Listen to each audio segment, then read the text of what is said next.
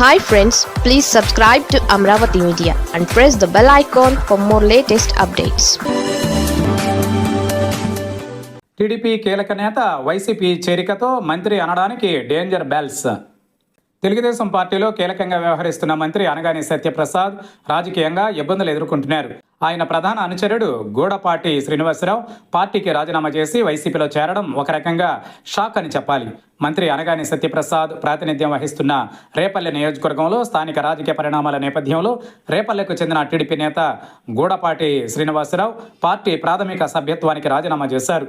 వ్యక్తిగత కారణాలతో ఆయన పార్టీని వీడుతూ వైసీపీ కాంగ్రెస్ పార్టీ అధినేతను కలిసి త్వరలోనే ఆ పార్టీలో చేరనున్నట్లు ప్రకటించారు. రేపల్లె టీడీపీ నేత గూడపాటి శ్రీనివాసరావు పార్టీ వీడడం కేవలం తన వ్యక్తిగత కారణాల రీత్యా రాజీనామా చేశానని చెప్పారు. అనగాని సత్యప్రసాద్ వరుసగా 3 సార్లు రేపల్లె నియోజకవర్గం నుంచి విజయం సాధించారు. 2014లో తొలిసారి గెలిచిన అనగాని సత్యప్రసాద్ తర్వాత 2019, 2024 ఎన్నికల్లోనూ విజయం సాధించి హ్యాట్రిక్ విక్టరీని కొట్టారు. ఈ విజయం వెనుక గూడపాటి కష్టం ఉందని ఆయన అనుచరులు చెబుతున్నారు. 2024 ఎన్నికలలో కూటమి ప్రభుత్వం ఏర్పాటైన తరువాత చంద్రబాబు మంత్రివర్గంలో రెవెన్యూ శాఖ మంత్రిగా బాధ్యతలను చేపట్టారు.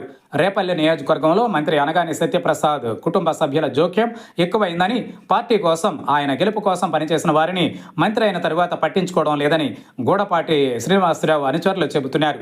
కానీ వ్యక్తిగత కారణాలతోనే రాజీనామా చేసినట్లు గూడపాటి హోందాగా చెప్పడం విశేషం.